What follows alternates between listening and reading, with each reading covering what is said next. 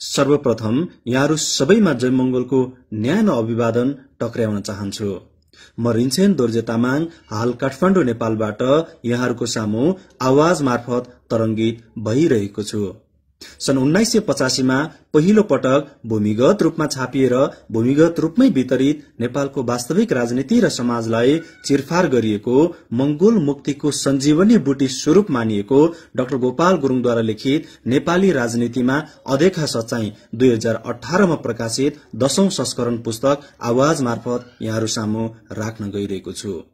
10औं संस्करणको पुनः प्रकाशन समेत भएको उक्त पुस्तकको दोस्रो संस्करण सन् 1988 मा प्रकाशित भइसकेपछि पंचायत प्रशासनले पक्रेर लेखकलाई 2 वटा राजद्रोही मुद्दा लगाएर 3 वर्षको निम्ति भद्रगोल जेल हालिएको थियो। जेलभित्र रहँदा लेखकको निर्भयताप्रति सम्मान व्यक्त गर्दै संसारभरबाट प्राप्त भएका चिठीको केही अंशहरू समेटिएको यो पुस्तकको शुरूआत यसरी हुन्छ। विश्वका तिनी जिउँदा मूलवासी मान्छेहरूलाई जो आफ्नो मुलुकमा आफ्नो अधिकारको निम्ति दासत्वबाट मुक्ति पाउनको निम्ति छाती फुकाएर टाउको ठडाएर संघर्षरत छन्। हाँसी हाँसी फाँसी जान गर्व गर्छन् तर दासत्व स्वीकार्न तयार छैनन्। डाक्टर गोपाल गुरुङ। अगस्त 30, 1988 को घमाइलो दिन मलाई डीएसपी कार्यालय काठमाडौँमा लगेर बुझाइयो। त्यसपछि अत्यन्त फोहोर चिसो अन्ध्यारो कोठामा बन्द गरियो, जहाँ न घाम लाग्थ्यो न भोक लाग्दा खान पाइन्थ्यो न तिर्खामा पानी, न टट्टी पिसाब नै आवश्यकता अनुसार गर्न पाइने छुट थियो। भोलिपल्ट 5 घण्टासम्म डीएसपी, सब इन्सपेक्टर र सरकारी वकिलको लगातारको प्रश्न थियो। मैले 5 वर्ष अघि लेखेको पुस्तक नेपाली राजनीतिमा अदेखा सच्चाई हिडन फ्याक्ट्स इन नेप्लिज पोलिटिक्समा लेखिएका हरफहरूप्रति 2 क्षेत्रीय डीएसपी र सरकारी वकिल, 1 बाउन्डको सब इन्सपेक्टर, प्रश्नहरूको बौछावार मात्र थिएन, माझमा धम्काई पनि थियो। पुस्तकको दोस्रो संस्करण यसै वर्षको पहिलो महिनामा प्रकाशित भएको थियो। पुस्तकको फोटोकपी डेस्कमाथि खुल्ला पृष्ठहरूमा थियो। त्यसपछि महिनौं बन्द कोठामा र त्यस ताकाको अञ्चलाधीश कार्यालयमा लगातार 3 दिनसम्मको बयान। त्यसपछि 2 वटा राजकाज मुद्दा, राजद्रोहीमा 3 वर्ष जेल चलान। डीएसपी अफिसमा पुलिसहरूको चुटाई सम्झदा निर्दोषहरू लुटाई र चुटाईमा परेको देख्दा नै मैले तिनीहरू मान्छे होइनन्, शैतान रहेछन् भन्ने सम्झन थालेको थिएँ र मेरो कल्पनालाई वास्तविकतामा विपरीत पाइसकेको थिएँ। जेलमा सडाइएकाहरू पनि कैयौं त षड्यन्त्रको शिकार भएको पाएँ। अपराधीको सट्टामा निर अपराधीलाई जेल भोग्न बाध्य पारेको पाएँ। मैले धेरै वर्ष अघि स्कुले जीवनमा बिशपको मोमबत्ती, बिशप्स क्यान्डल स्टिक शीर्षकको एउटा कथा पढेको थिएँ। जेल दानवलाई मानव बनाउने ठाउँ हो भनेर, तर मैले नेपालको जेललाई त्यसको उल्टा पाएँ। मानवलाई दानव बनाउने ठाउँ पाएँ, मानवलाई दानवको व्यवहार गरिएको पाएँ। डीएसपी अफिसमा दिनको रु 7 पाइन्थ्यो भने जेलमा पठाइएपछि दिनको 700 ग्राम चामल र 4 रुपियाँ पाउन थालियो। जेलमा पनि आफ्नै जमात, भेडा भेडाकोसँग, बाख्रा बाख्राकोसँग भने जस्तो। चोरी केसमा पक्राउ पर्नेको, ज्यान मुद्दामा पर्नेहरूको, गल्लावाला केटी युवतीहरू बेचबिखन गर्नेहरूको आफ्नै जमात। ड्रग्स केसमा पक्राउ परेकोहरूको पनि आफ्नै समूह। त्यसमा पनि कम्युनिस्टहरूको एउटा जमात, कंग्रेसहरूको अर्को जमात। त्यसै अनुसार गफगाफ, बिरामी अवस्थामा पारस्परिक सहयोग, एउटै भान्सा कतै ठुलै र कतै टुक्रे। म पनि राजनीतिक बन्दी थिएँ र क श्रेणीकै बन्दी, अपितु म एकदमै एक्लो थिएँ, भिन्दै विचारमा पक्राउ परेको बन्दी। म थिएँ नेपालको 80% अहिन्दू मूलवासी मंगोलहरूप्रति 20% हिन्दू आर्य बाहुन क्षेत्रीले शताब्दीदेखि दबाउँदै आएको वास्तविकता जनता अघि छर्लङ्गाई दिएको पुस्तक लेख्दा परेको लेखक, पत्रकार, उपन्यासकार।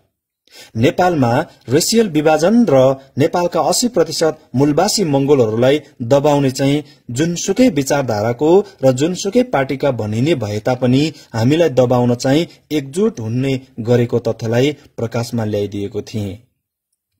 मलाई जेल हाल्न र म जस्ता प्रकाशमा आएका मंगोलहरूलाई मार्नसम्म पनि बेर नलगाउने तथ्यलाई चिरफार गरेर देखाइदिएको थिए। त्यसैकारण मलाई सक्दो सताउनु पर्छ, मेरो कलम भाँचिदिनु पर्छ, मेरो हात काटिदिनु पर्छ, मेरो मुखमा बुचो ठोसिदिनु पर्छ भन्ने विचारमा बाहुन छेत्रीको त के कुरा, बाहुन छेत्री गनाउने र तिनीहरूको हनुमान र नारद मुनि भएका मंगोल अनुहारकाहरूले पनि होस्टेमा हैसी गरिरहेका थिए। मेरो विरोधमा भयंकर आवाज उठाई मलाई कठोर कारवाही गर्नुपर्छ भनेर एउटा मंगोल शेर्पाको साप्ताहिक समाचार पत्रमा एउटा तामाङ मंगोलको सहयोगले लेख्ने बाहुन आज कंग्रेसका मन्त्री छन् र यी तिनै कंग्रेसका हुन्। त्यसबाहेक एकजना पत्रकार चाहिँ आज प्रधानमन्त्रीको सल्लाहकार हुन पुगेको छ। जेलमा म एकदम एक्लो थिएँ, एकदम बेग्लै विचारमा जेल पर्ने पहिलो मंगोल लेखक, पत्रकार, राजनैतिक व्यक्ति पनि। पछि थाहा पाए केही पत्र पत्रिकाले मेरो विषयमा फाटाक फुटुक लेख्न थालेछ। कसैले अत्यन्त गोप्य रूपमा डराई डराई पर्चा निकाले र बडो मुस्किलसँग चाँजो मिलाई बाँडे।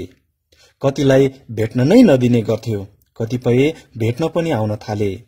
नेपालको मानव अधिकार संस्थाले मेरो विषयमा एक शब्द लेखेन, बोलेन, किनभने म बाहुन छेत्रीको जकड र पहुँच भएको त्यस संस्थाको निम्ति र तिनीहरूको निम्ति मानव थिएन, दानव अर्थात राक्षस थिए। किनकि म यस मुलुकको मूलवासी थिएँ, म मंगोल वंशजको थिएँ, म अहिन्दू थिएँ, म अनार्य थिएँ। आफूलाई सुर अथवा देवको सन्तान भन्ने बाहुन छेत्रीको यस भूमिमा भएको शोषण, दमन र षड्यन्त्रकारीहरूको भण्डाफोर गर्ने र आफ्नो अधिकार खोज्ने व्यक्ति थिए। तर संसार साँगुरिएको छ। मलाई पक्रेर जेल पठाइएको र राजनैतिक बन्दीलाई कुनै सुविधा नदिएकै तथ्यलाई मेरो शुभेच्छुकहरूले विश्वव्यापी बनाइदिए। विश्वका पत्रकार साथीहरूले लेखे, बोले, त्यस ताकाको एक दलीय तानाशाह अधिनायकवाद सरकारलाई लेखे। आज पनि नेपालमा नाम मात्रको बहुदल आएको छ।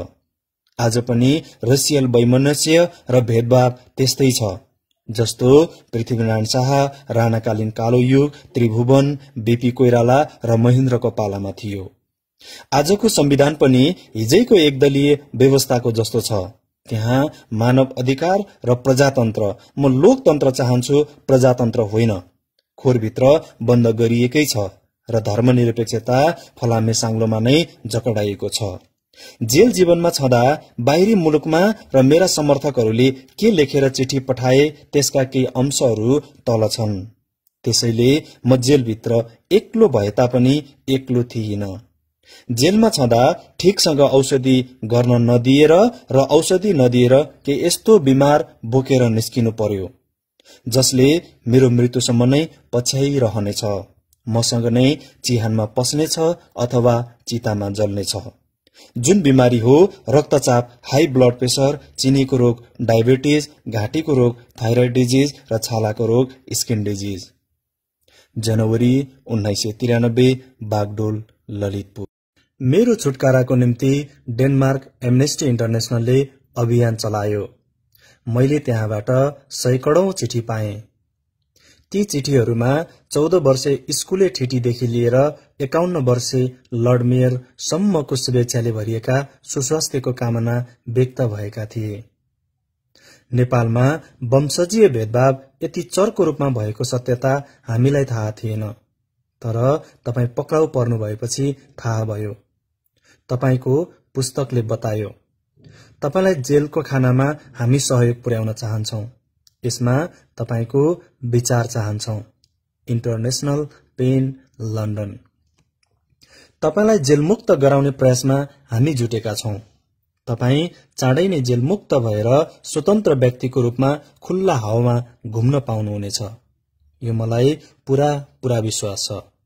म आहारोत नगरको लर्ड मेयर हुँ। तपाई सधैँ सुस्वस्थ रहनुहोस्, यही शुभकामना पठाएकी छु। लर्ड मेयर लोनहिन्डो, आरुस, डेनमार्क। तपाई सधैँ नै मेरो हृदयमा बस्नुहुनेछ। मैले तपाईको नाम सानो कागजको टुक्रामा लेखेर मेरो छातीमा झुन्डिरहने लकेटमा राखेकी छु। जब मेरो हातले त्यस लकेटलाई छुन पुग्छ तब मलाई तपाईको सम्झनाले पिरोल्छ अनि म ईश्वरसँग तपाईको कुशलता र शीघ्र जेल मुक्तिको प्रार्थना गरिदिने गर्छु। एनेट लोइरोस, किल्डी, डेनमार्क। म यहाँ एमनेस्टी इन्टरनेशनलको सदस्य छु। यसले तपाईको ठेगाना पहिलो स्थानमा छापेको छ। अब यहाँका जनताले तर्क वितर्क गर्न लागेका छन्। के डेनमार्की रानीले नेपालका राजालाई राजकीय भ्रमणमा बोलाउनु पर्ने आवश्यकता थियो भनेर? म मेरो तर्फबाट पुर्याउन सक्ने हर सहयोग पुर्याउनेछु। फ्रेडरिक फ्रान्स भेलवाई, डेनमार्क। तपाईले जुन साहसिक काम गरेर देखाउनु भएको छ त्यो तपाईको मुलुकको निम्ति मात्र नभएर समस्त विश्वको मानव अधिकारको निम्ति गर्नुभएको छ। मेरो तपाईप्रति हार्दिक श्रद्धा छ, स्वीकार्नुहोला। थाहा छैन किन मलाई हरदम तपाईको सम्झना आइरहन्छ। गिन्टी लाइन्स, फेन्सनवोडर, Denmark. Hidden facts in Nepalese politics भन्ने पुस्तक प्रकाशित गरे बापत 2वटा समाचार पत्रका सम्पादक एवं प्रकाशक गोपाल गुरुङलाई नेपाल सरकारले पक्रेर ठूलो अपराध गरेको छ र जेल पठाएको छ। डेनमार्कको ओडेन्स ग्रुपले नेपाल सरकार लगायत विभिन्न संघ संस्था, वकिल, सम्पादक र उनका परिवारहरूलाई चिठी पठाएको भए तापनि सफल भएको छैन। एक्सन, डेनमार्कको समाचार पत्र, डिसेम्बर 1989। के तपाईलाई नेपालका गोपाल गुरुङको सम्झना छ? यसै समाचार पत्रमा उनको विषयमा डिसेम्बरमा समाचार प्रकाशित भएको थियो। अब उनी जेलमुक्त भएका छन्। ओडेन्सी ग्रुप अत्यन्त नै खुशी भएको छ किनभने उनलाई छुटाउने प्रयासमा यो ग्रुप लगातार लागेको थियो। डर के थियो भने उनी जेल मुक्त हुनु अघि नै जेलको ढोकाभित्र त्यो सानो राज्यमा कुनै नराम्रो घटना घटाउला कि भनेर। एक्सन समाचार पत्र, जुन 1990, डेनमार्क। हामीले तपाईको पक्राउ विषयलाई लिएर लगातार काम गरिरहेका छौं। हामीले मन्त्रीहरूलाई पनि लेखेका छौं। डेनमार्क र नेपाल टाढो भए तापनि हामी तपाईलाई जेलमुक्त गराउनको निम्ति काम गरि नै रहनेछौं। एमनेस्टी इन्टरनेशनल ग्रुप 117 को तर्फबाट एनी सेड्रसन, ओडेन्सी, डेनमार्क। म 14 वर्षकी केटी हुँ। मैले तपाईको ठेगाना एमनेस्टी इन्टरनेशनल डेनमार्कबाट पाएँ। एमनेस्टीको पत्रिकामा छापिएको समाचारले तपाई पक्राउ पर्नु भएको कारण थाहा पाएँ। तपाईले hidden facts in Nepalese politics नामको पुस्तक लेखेर छपाउनु भएको रहेछ। त्यसैकारण तपाईलाई नेपाल सरकारले पक्रेछ। म 9 ग्रेडकी विद्यार्थी हुँ। तपाई चाँडै नै जेल मुक्त भएर स्वतन्त्र मान्छे भएको समाचार पढ्न र सुन्न सकौं। तपाईको स्वास्थ्य सधैँ राम्रो रहोस्। तपाईले मलाई सधैँ सम्झनुहोस्। रिनेट इमरसन, स्कान्डिने, मिया, डेनमार्क। तपाईले जेलमा कष्टपूर्ण जेल जीवन बिताइरहनु भएको भए तापनि तपाई उत्साहित र जोशिलो हुनुहुन्छ भन्ने लाग्छ। Hidden facts in Nepalese politics जस्तो पुस्तक लेख्नु भएर मानवको उद्धार गर्नुभएको छ। यस्ता पुस्तकहरू अझ लेखिदिनुहोस् भनेर म तपाईलाई प्रेरणा दिन सिवाय के नै पनि दिन सक्छु र यति टाढाबाट तपाईको निम्ति के नै पो गर्न सक्छु र तपाईको सम्झना मसँग सधैँ नै बाँचिरहनेछ। क्रिस्टी म्याक्सन, कोपनहेगन, डेनमार्क। नेपालमा घटेको राजनैतिक घटनाहरूको विषयमा समाचारहरू पढ्दा र टिभीमा हेर्दा मलाई तपाईप्रति ज्यादै चिन्ता लाग्थ्यो। कहिलेकाहीँ म तपाईको विषयमा जति धेरै सोच्थे त्यति नै डराउँथे पनि। कतै चिन्ह जस्तो तपाईलाई पनि खतम गरिदिने त होइन भनेर। तपाई जेल मुक्त हुनुभएको समाचार सुन्ने प्रतीक्षामा छु। वेन्ट विसेरी, सेन रोडोमाई, डेनमार्क। तपाई जेल मुक्त हुनुभएको समाचार सुनेर कति खुशी भएकी छु त्यो यो चिठीले व्यक्त गर्न नसक्ला। तर तपाई कल्पना गर्न सक्नुहुनेछ। मानव अधिकारको निम्ति त्यस्तो पुस्तक अझ लेख्नुहोस्। Kirsten Kristin Sen, भाइभी, Denmark. म 15 वर्षकी विद्यार्थी ठिटी हुँ। म तपाईको सुस्वास्थ्यको निम्ति जे जससँग दिनहुँ प्रार्थना गरिदिन्छु। मेलिनी फेन्सनको, डिडेल, डेनमार्क। इभा मेरो नाम हो। म 14 वर्षकी विद्यार्थी केटी हुँ। चाँडै नै 15 वर्षकी हुनेछु। हाम्रा स्कूलका शिक्षकहरूले तपाईको विषयमा, तपाई जेल पर्नु भएको विषयमा बारम्बार हामीलाई क्लासमा भन्ने गर्नुहुन्छ। त्यसैबाट मैले तपाईको विषयमा धेरै कुरा सुन्ने, जान्ने मौका पाएँ। तपाईलाई इभाको सम्झना छ। तपाईलाई ईश्वरले सधैँ नै राम्रो स्वास्थ्यमा राखिदिउन्, चाँडै जेल मुक्त गराइदिउन्। यही नै मेरो हार्दिक सदिच्छा। इभा कोडे, डेनमार्क।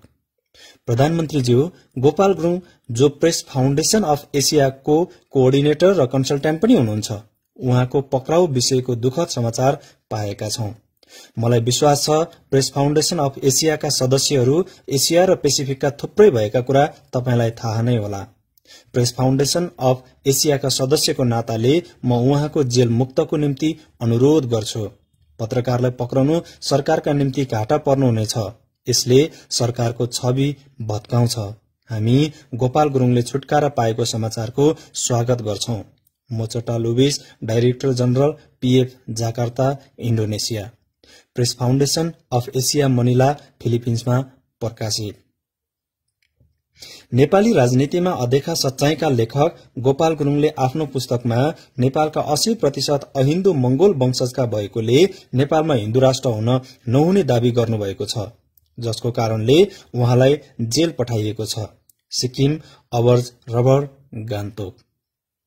शक्तिको चाकरी गरेर अरूको टाउको टेकेर र जनतालाई गुमराह गरेर निजी स्वार्थ पूर्ति गर्नेहरू धेरै पाइन्छन्।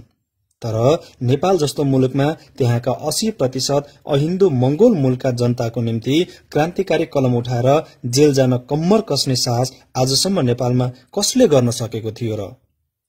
यो काम लरो तरो मान्छेबाट हुनै सक्दैन। तपाई दीर्घजीवी र सुस्वस्थ रहनुहोस्। असित राई, महानदी, दार्जिलिङ। जुन साहस र दूरदर्शिताको परिचय तपाईले नेपाली राजनीतिमा अदेखा सच्चाईमा दिनुभएको छ, त्यस्तो साहस आजसम्म नेपालमा त के नेपाल बाहिर पनि हाम्रो समाजमा कसैले पनि गर्न सकेको थिएन। तपाईलाई सम्झदा दक्षिण अफ्रिकाका नेल्सन मण्डेला, अमेरिकाका मार्टिन लुथर किङको सम्झना आउँछ। विक्रम राई, नागाल्याण्ड। राजतन्त्र र बाहुनतन्त्रमा होमिन पुग्नुभयो। जेल, नेल र जीवनको प्रवाह नगरी नेपालका 80% मंगोललाई मात्र होइन हामीलाई पनि बेउजाउने यस्तो साहसिलो काम गरेर जुन सुकैले जोखिम उठाउन सक्दैन पनि। डीबी साम्पाङ, माउखानु, सिलाङ। तपाई नेपाल भूमिमा यस्तो व्यक्ति जन्मिनु भएको रहेछ कि तपाईको जन्म हामी मंगोलहरूको निम्ति आँखा भयो। तपाईले चाल्नु भएको पाइलोमा हिम्मत नहार्नुहोस्, हामी पछि छौं। खगेन्द्र थाक्लेहाङ, दानवारी, इलाम। मंगोल वंशजका नेल्सन मण्डेला, गोपाल गुरुङज्यू, तपाईले लेख्नु भएको पुस्तक नेपाली राजनीतिमा अदेखा सच्चाई पढेपछि मेरो नसा नै तात्यो। तिनीहरूप्रति घृणा जाग्यो। मेरो विचारधारा नै बदल्यो। तपाईको विचारलाई अघि बढाउन अथक प्रयासमा लागेको छु। पासाङ किपा शेर्पा लामा, जुम्बेसी, तुम्बुक, सोलुखुम्बु। आजसम्म नेपालमा कसैले नगरेको, नसोचेको काम गरेर देखाइदिनु भयो। हिजोसम्म हामी मधेसी र पहाडेको कुरा गर्थ्यौं। त गुरुङ, त म थारू भनेर झगडा गर्थ्यौं। तर गहिरेर हेर्दा र पढ्दा भित्री कुरा अर्कै रहेछ।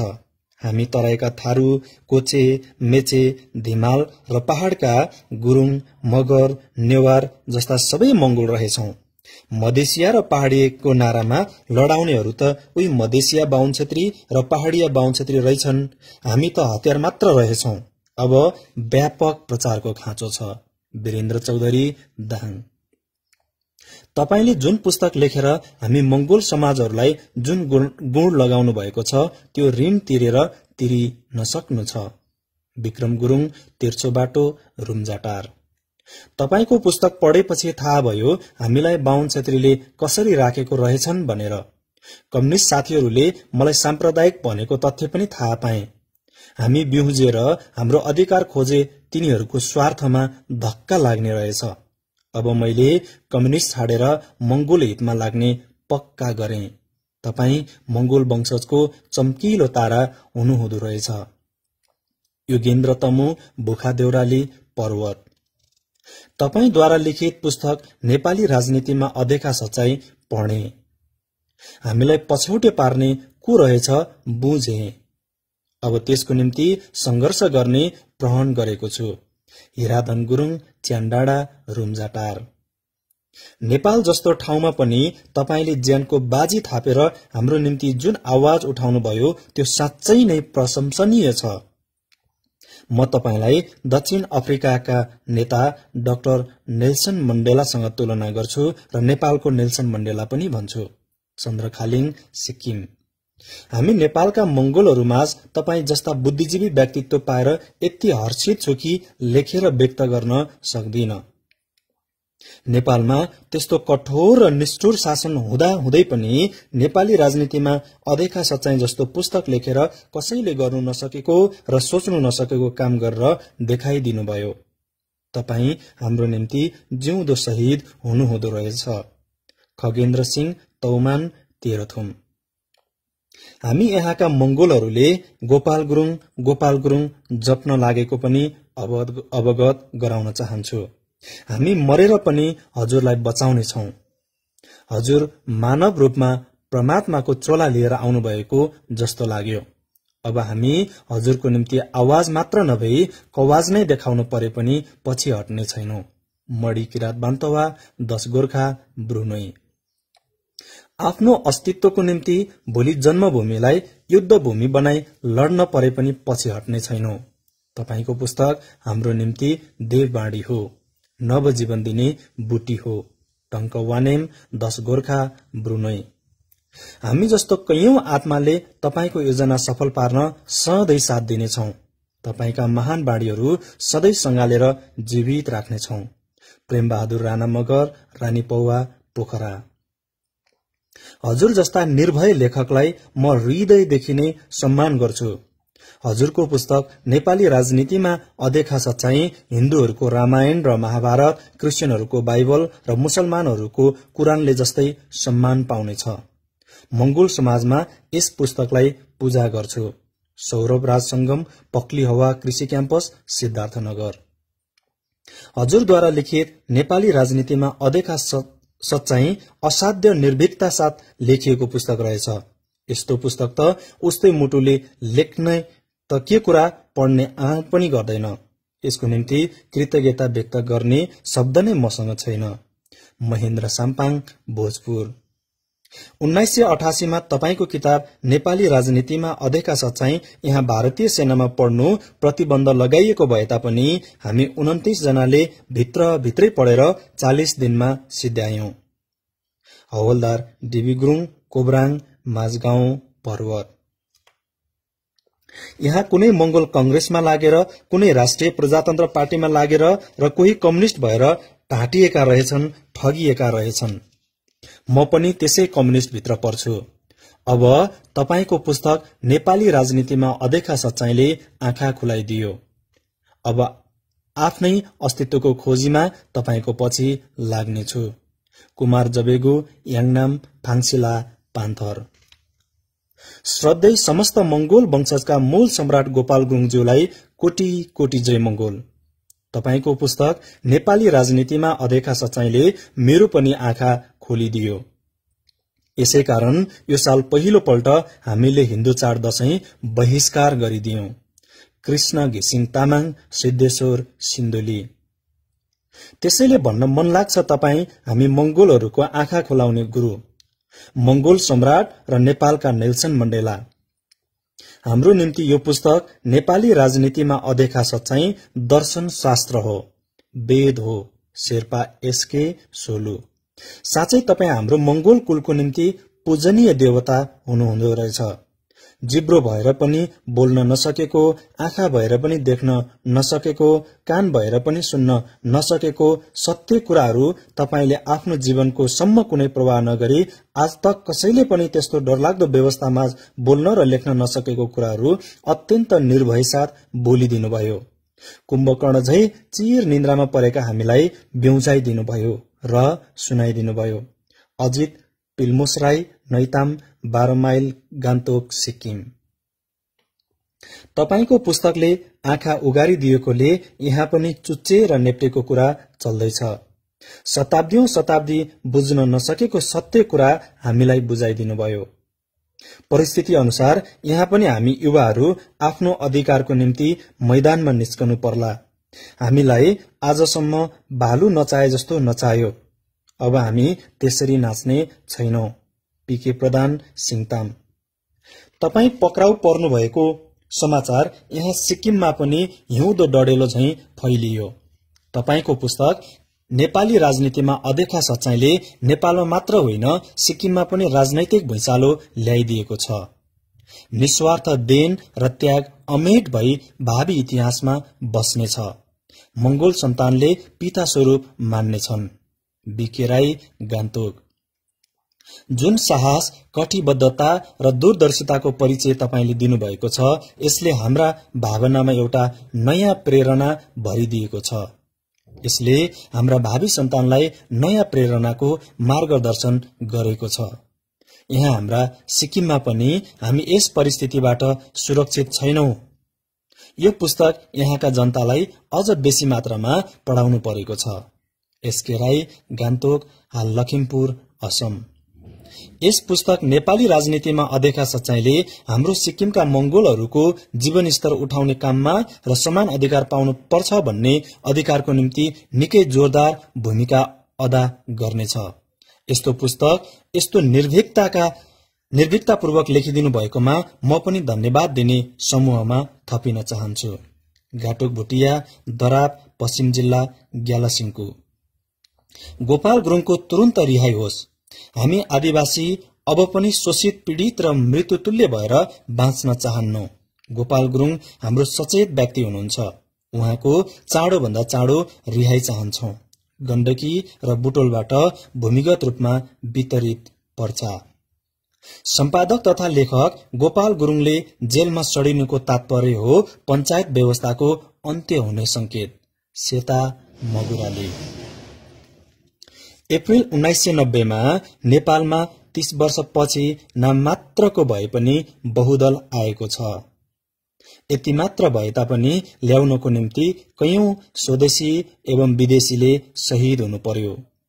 नेपालमा भएका अगुवाई भूमिका खेल्न सक्ने राजनैतिक दलहरू, कंग्रेस र कम्युनिष्टहरूको अपरिपक्वता, अदूरदर्शिता र सीमित स्वार्थका कारणले त्यो आन्दोलन पनि अपुरो नै रह्यो, मुलुकव्यापी हुन पाएन।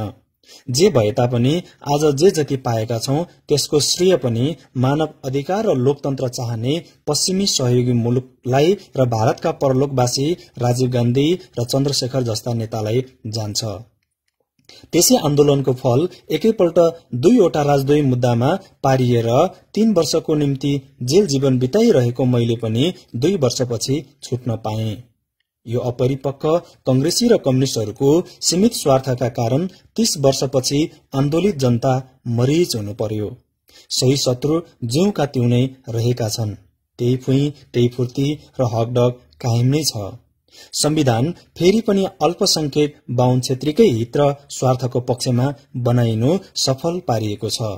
संविधान अराष्ट्रिय र साम्प्रदायिक छ।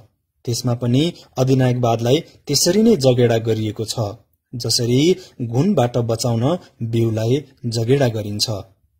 वर्तमान संविधान बनाउँदा पनि कंग्रेसबाट, कम्युनिष्टबाट, दरबारी या पक्षबाट बाहुन क्षेत्रीकै प्रतिनिधित्व भएको थियो। संविधानमा आर्य शब्द र हिन्दू राष्ट्र राखिएकोले नै यो साम्प्रदायिक शब्द र अराष्ट्रिय धर्म फेरि प्रत्येक नेपालीको शिरमाथि खुट्टा टेकेर बसेको छ। अरू धर्मावलम्बीहरूमाथि खबरदारी गरेर बसेको छ। त्यसमा पनि नेपालका मूलवासी मंगोलहरूको माथि त्यसरी नै षड्यन्त्र गरिएको छ र सफल पनि भएको छ। जसरी 1950 मा राणाहरूको 104 वर्षे शासन फेकिएपछि भएको थियो। यी वीर गोर्खाको बल, बुता, बरकत विदेशमा वीर गोर्खाको नामले अरूको निम्ति भएको छ भने स्वदेशमा हनुमान जस्तै भएर बाहुन क्षेत्रीको निम्ति वंशजीय भेदभाव र राजनीति चलाइएको नेपालमा हिन्दू आर्य भनिने कालो आर्यन बाहुन क्षेत्रीबाट यहाँका मूलवासी मंगोलहरूलाई मास्ने हर षड्यन्त्र चलाएको इतिहास असली हिन्दुस्तानको नाममा पृथ्वीनारायण शाहले चलाएको वंशजीय राजनीतिलाई यहाँका मैहौं भन्ने विद्वान, लेखक, राजनीतिज्ञ र इतिहासकारहरूले कि चाहिँ डरले चटक्कै बिर्सिएको हुनुपर्छ कि चाहिँ यिनीहरूको अवस्था हिउँले नठेर्याउने र तातोले आत्था नहुने स्थितिमा पुगेको हुनुपर्छ। बल्ल बल्ल जीवनभर जनताको हक र हितको निम्ति छाती फुकाएर लड्ने गणेश मान्जीले बुझ्नु भएछ जस्तो छ र एकपल्ट प्वाक्कै बोल्नुभयो बाहुनवादै छ भनेर। त्यसरी नै मार्शल जुलुमले छटपटाएर बोल्नुभयो। कंग्रेसको 25 जनाको कार्यसमितिमा 15 जना बाहुनहरू थिए, अब 27 जनाको कार्यसमितिमा 13 जना बाहुनहरू छन्, जबकि नेपालको कुल जनसंख्याको 3.6% मात्र बाहुनहरू छन् भनेर। यो बाध्यता हो र बल्ल तातो चिसो भन्ने भएछन् भन्ने लक्षण हो। यसै विषयलाई लिएर मैले 1985 मा नेपाली राजनीतिमा अदेखा सच्चाई पुस्तक लेखेँ। पुस्तक भूमिगत रूपमा बेचे 7 महिनामा बिक्री भइसक्यो। पाठकले लुकाएर पढे, राति पढे, फोटोकपी गरेर वितरण गरे। 9 महिनापछि मरिचमान सिंहलाई श्रेष्ठ बनाएर मंगोल अनुहारलाई एकतन्त्रीय एकदलीय चन्द्र शमशेर राणाले थालनी गरेको र महेन्द्रले पुनः फर्काएर ल्याएको अधिनायकवादी पञ्चायत व्यवस्थामा प्रधानमन्त्री बनाएर हनुमानको रूपमा उभ्याइयो। हनुमानलाई झैं प्रयोग पनि गरियो। सन् 1988 मा मेरो सोही पुस्तक दोस्रो संस्करण प्रकाशित भएपछि दरबारिया धम्की राजाको सरकारी सहायक गृहमन्त्रीबाट आयो। तिनीहरूको शर्त मलाई अमान्य भएपछि त्यसै वर्षको अगस्तको आखिरीमा 2 वटा राजकाज अपराध मुद्दामा पक्राउ गरी 3 वर्षको निम्ति जेल चलान गर्यो। परन्तु मैले जब नेपालको अलिखित इतिहास अदेखा तथ्य देखेँ तब मैले 1978 देखि नै बोल्ने र लेख्ने अठोट गरी खुल्ला रूपमा निस्किएको थिएँ। मेरो प्राण मेरो शरीरको बाहिर निस्केर अघि अघि हिँड्थ्यो, म पछि पछि हिँड्थे। 1978 मा मैले यो तथ्य श्रीलंकामा विदेशी पत्रकारहरू अघि उदाङ्गो पारे। 1979 देखि नेपालको विभिन्न भेगको आमसभामा बोले र 1980 मा इन्डोनेसियाको सिक्लेटा इन्डोनेसियाली भाषाको पत्रिकामा प्रकाशित गरे र मैले आफ्नो साप्ताहिक पत्रिका न्यूलाइटबाट अभियान चलाए। त्यसको निम्ति मैले कैयौं धम्कीहरूको सामना गर्नु पर्यो, आपद विपद पनि भोग्नु पर्यो र परिरहेको छ। यस्तै उतार चढाउमा यो यात्रा यहाँसम्म हिँडिएको छ।